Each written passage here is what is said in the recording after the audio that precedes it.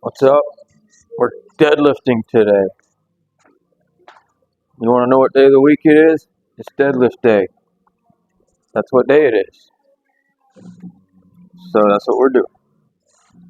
And I know it looks weird. I started at the top because I thought that'd be cool. Break things up, make them a little different. So, speaking of making things a little different, here's a cool thing. We've made it to Psalm 50. We're like 1/3 of the way through the book of Psalms, which is kind of crazy to think about because, 50 out of 150, which means that I've made 50 videos just of this, not to mention, other stuff. So, this is Psalm 50, written by Asaph. He was one of the people that was, if y'all forgot, he's one of the people that was a songwriter under King David, like the worship leader, so to speak, the chief musician, I think is what they call it. And that was like his job. Pretty cool job. And since David knew a lot about music, I'm sure when he hired him, he knew what he was looking for, knew what to pick. So, of course, I'm guessing about all that. I don't know David or Asaph, but it seems like that's how it would have happened. And it's also a different kind of psalm than most of the first other 50 we've read, and just how it's talking about praising and glorifying God, and, being excited about Him and living right and all that kind of stuff. And of course, there's a contrast at the end.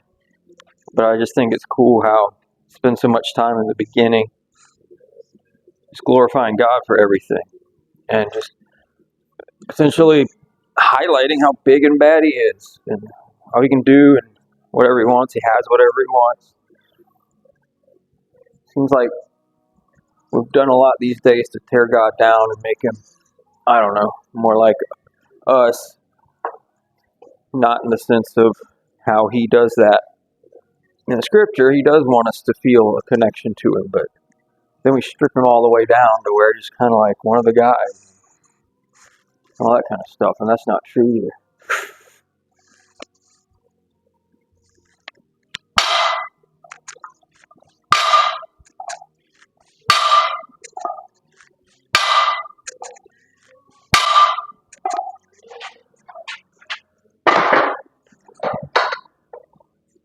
All right. So there's that. That was pretty cool, right? I'm definitely not doing that the whole time. I guess I could. So let's get into Psalm 50. See what I'm talking about.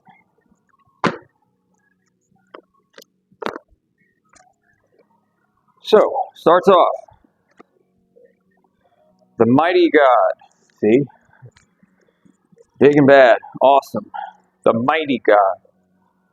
Even the Lord has spoken and called the earth from the rising of the sun unto the going down thereof. So right there is a reference to creation. And if you're using the sunrise and the sunset metaphorically, we're talking about the beginning and the end of time. Right off the bat, out of Zion, the perfection of beauty. What would be the perfection of beauty? God has shined. There we go. Our God shall come and shall not keep silence. A fire shall devour before Him, and it shall be very tempestuous. The word crack me up. Tempestuous. Around about Him. Kind of like the word tempest, which is another word we don't use. But just think big, think violent. It's fire, for crying out loud. I don't think you have to wonder too much what that word means. Fire. Pretty awesome, right? So, here's what's going to happen. He shall call to the heavens from above and to the earth, that he may judge his people. Gather my saints together unto me, those that have made a covenant with me by sacrifice. That's the thing. Sacrifice, covenant. We kind of forget about that because since we aren't going to a temple to sacrifice an animal, every week or every month, we don't have Jewish festivals every year. But we as Christians, if you're Christian, you're in a covenant with God by sacrifice. And the light bulb should have gone off by now, right? Jesus, the sacrifice to bring us into a covenant relationship with God. That is like so compared, just right over a lot of people's heads nowadays. Don't even think about it. Don't even really connect the two. Again, I'm trying to reconnect and keep connected and show all the connections with the Old and the New Testament. It's like the opposite of what a lot of people are doing. Look, we got to understand where it came from. We don't frame the cross with the Old Testament. We lose all the beauty, all the texture, all the layers, all the goodness of it. And you end up with a shallow Christianity. And that's why it's such a transient religion right now. People in and out all the time. Sounds cool, participate, there's nothing to it, and they leave. And that's sad. So, and the heavens shall declare his righteousness, for God is judge himself. Selah. So he set up this first 6 verses in a little group to think about, just painting this whole picture, beginning and end of time, calling all the saints together. They're part of this sacrifice-based covenant relationship. The heavens declaring how awesome God is. That's another idea. We saw back in Psalm 19, the heavens declare the glory of God. The firmament shows his handiwork. Paul quotes that in Romans when he's talking about, there's no excuse. The gospel's everywhere.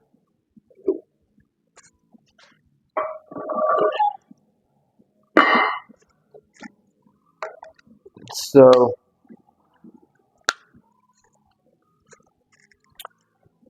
anyway, man, there's so many directions could go with that, but I'm going to do some lifting.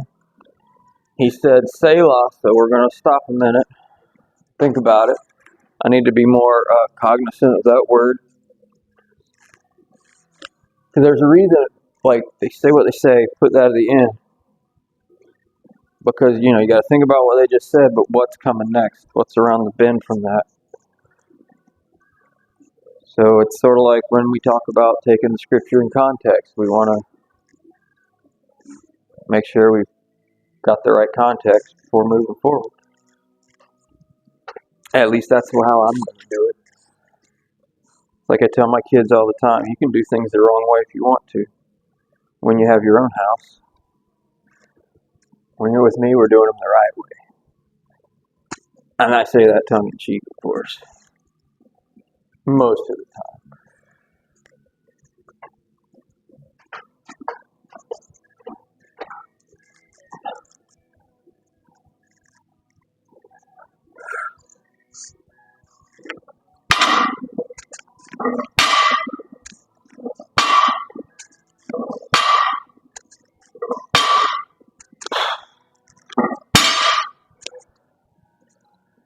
That was pretty fun. Because look, when you're training at lighter weights and off season, mix it up. Work on building and strengthening the muscles too. Because I hope, your goals are to lift more and more and more and more and more. I don't want to be stagnant. Not when I see, how much people can lift, even as they get older. Because lifting is such a different type of, maybe you lose a step on the basketball court or something, but when it comes to just sheer weight, I've noticed a lot of people lift a lot more weight as they get older. Even if they can't run as fast or jump as high, or have the cardiovascular endurance to run a marathon or something, but you can still move some weight. That makes me happy. I missed out on a lot in life, but I can still lift weights. All right, so now we got set up. Hear, O my people, and I will speak. Because remember, we're setting here, courtroom type situation. He's called everything together, everybody. And this is important to understand what he's about to say. These aren't just statements he's making just to anybody and everybody. Because it's gather my saints together unto me, those that have made a covenant with me by sacrifice. Verse 5. And the heavens shall declare his righteousness, for God is judge himself. So it's like if this was a movie, you'd have the scene of everybody coming in, waiting, and then out walks the judge to talk to his people. All right? So, what's he going to say? Hear, O my people, and I will speak, O Israel, and I will testify against thee. Whoa. I am God, even thy God. So that's, now again, we're talking Old English here, an older version of English. I don't know if it's Old English, Middle English, or Young English. I don't know. What a cool rap name that would be. Young English. I don't know. I will not reprove thee for thy sacrifices or thy burnt offerings to have been continually before me. Oh, okay. Sounds like he's accusing them of not keeping up their end of the deal. They too have been continually before me as if like they weren't. I will take no bullock out of thy house, nor he goats out of thy fold. So I'm not like, okay, I don't need your stuff. Why doesn't God need our stuff? Because I guess the thought behind this is we're giving God sacrifices, we're giving God our tithes nowadays, offerings. God doesn't need it. That's not why we're doing it. We got to get our mindset right about why we're doing stuff at church in general. I mean, all the stuff we do, we always need to rethink all the time. Why are we doing this? Is it the right thing? Yes or no. But also, are we doing it for the right reason? Yes or no. We might need to keep doing what we're doing. We might just need to change our mindset about it, our thought about it. Why are we doing it?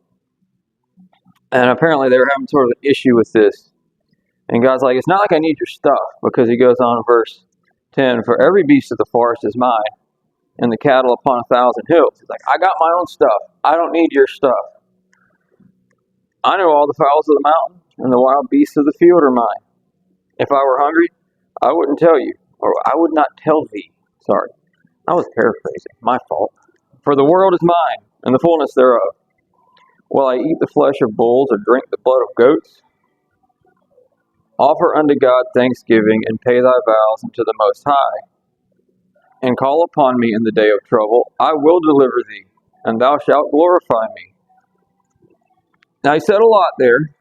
I'm going to hit the highlights. So you might have heard a verse there in the middle that you've heard a lot, and you might not have ever heard it in the context of that psalm. Because a lot of times, and I've heard this, so I know a lot of you heard it. All two of you. Right? So, you got this thing where prosperity gospel. God loves you so much. He wants to give you everything you want. He has the cattle on 1,000 hills. You're his child. He'll spare no expense on you. Like, all this weird stuff. I don't know if I did the hand motions right. I don't watch those guys enough to know. Like, I can copy Donald Trump pretty good. But anyway, I don't even watch him that much. To be honest with you, it's just some stuff so obvious, like, every time. Every time. Anyway, so point is, when you read it in that context, it's almost like the opposite. It's not about God giving us things. It's about us giving God things with the wrong thought behind it. Like, oh man, God needs this bull, right? We need to take this bull to the temple. God needs it. Like, no, God doesn't need it. What he's trying to get us to understand is our need for him, connectivity that we have through, at that time, that type of sacrifice. Just like now, we have Jesus as the ultimate sacrifice. And so we'll tithe, or we'll, do things at church to remind ourselves, and be thankful and express our gratitude by doing something. It's not giving to get, it's giving because we love and we're thankful. So again, we can be doing all these right things with the wrong thoughts behind them. Because God doesn't need those things to survive or to get by. That's not the reason behind any of it. So let's just, keep all that in mind. I'm going to do another little warm-up set here, and it'll be great.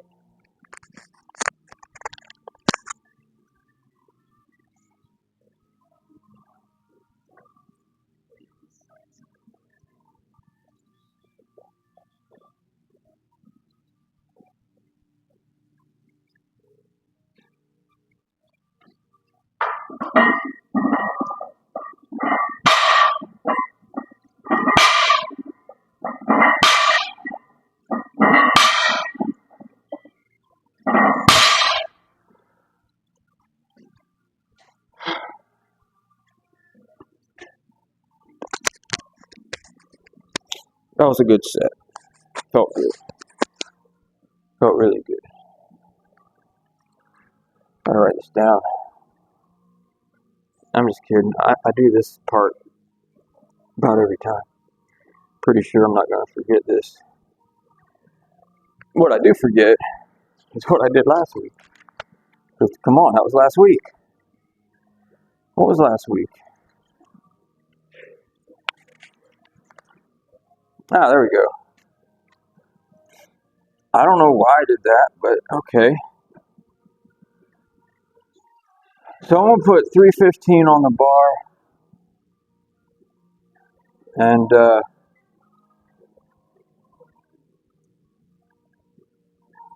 then I'll probably do more than that, but I don't know. These are hard decisions, man. But right now, let's get back to Psalm 50. Getting good, Psalm 50, getting good right here. I like that sentence. Call upon me in the day of trouble. I will deliver thee, and thou shalt glorify me. So if we are doing verse 14, offer unto God thanksgiving, pay thy vows to the Most High. We do what we say we're going to do. Our obedience, consistent. It's boring. That's why no one wants to do it. Showing up at church, worshiping God, fellowship. I mean, it's all, what a drag, right? Who wants to hang out with good people? Who wants to worship God? Just based on the way people act, they don't, honestly. Start looking around, outside of, people that travel for work, or, got extended family with like health problems outside of town. There's a lot of reasons, but if everyone's going to work and going home every day, but not going to church every week, priorities, man. Do something about it. Fight me. I don't know. But anyway, God's like, you're consistent, obedient to me. You can call on me when you need help. I'll be there. That's like really not old English. That's new English. Fresh English. That'd be another good hip-hop name. Fresh English. All right, but, again, remember who's here. All these people that at least say, verse 5, those that have made a covenant with me by sacrifice. No, that's kind of one-sided statement. Let's not ignore it. Let's point that out. They made a covenant with me by sacrifice. God's not saying I made a covenant with them.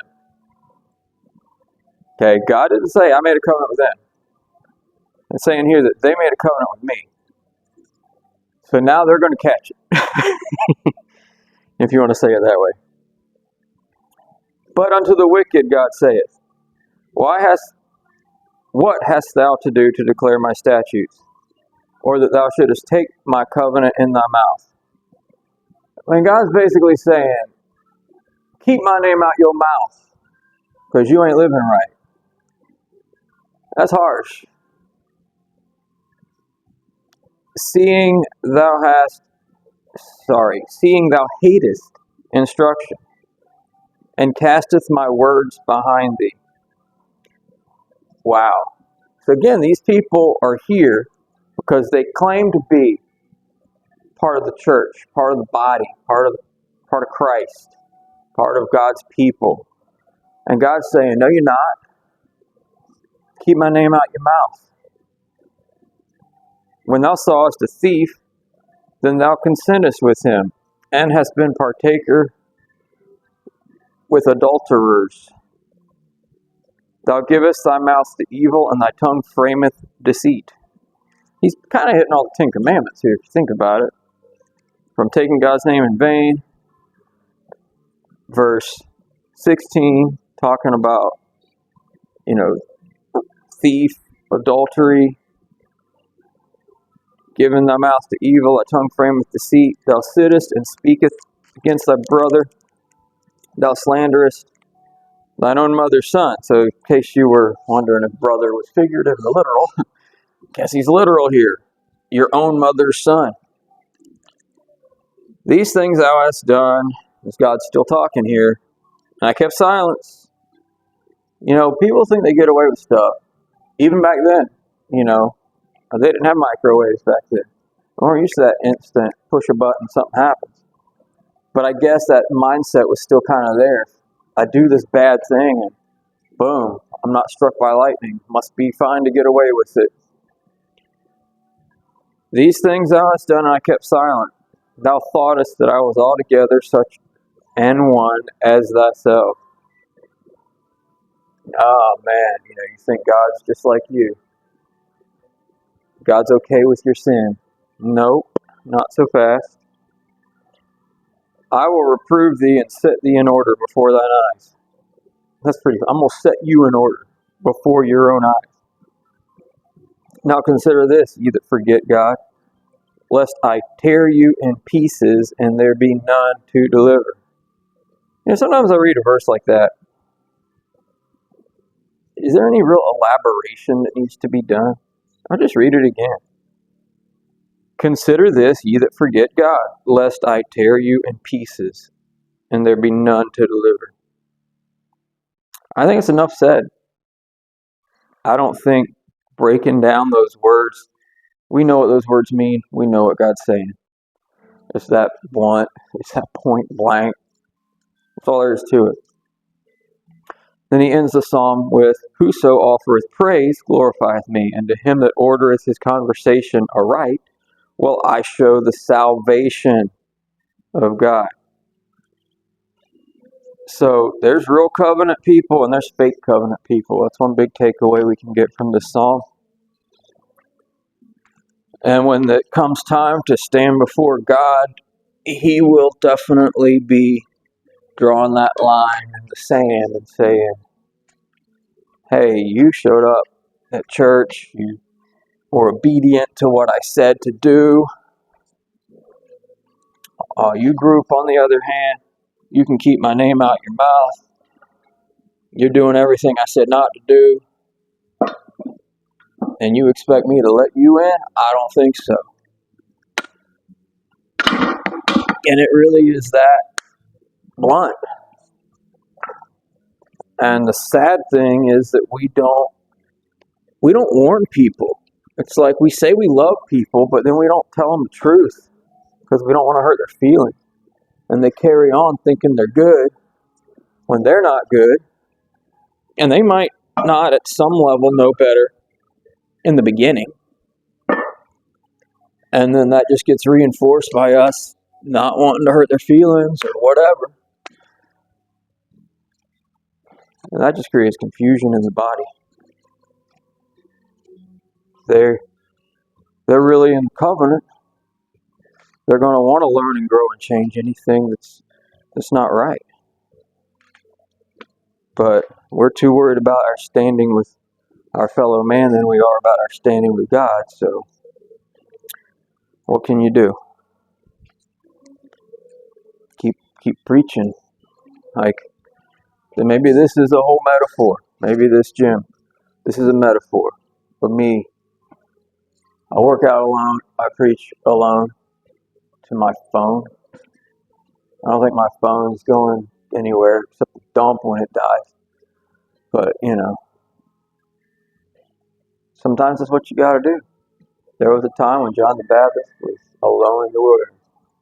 There was a time when Elijah and Elisha both, were just by themselves thinking, am I the only one? And I can call people right now on the phone, and I know I'm not the only one. But sometimes you just feel like it when you're alone, that you're the only one. But I know it's not true. There's a lot of people out there fighting the good fight. So go out and have a good day if you want to. I'm going to mess around with this for a little bit, maybe do some other heavier stuff, see how it feels, see what kind of pump you can get from it. Yeah, get the pump going from a deadlift. That's scary. Go out and have a good day if you want to.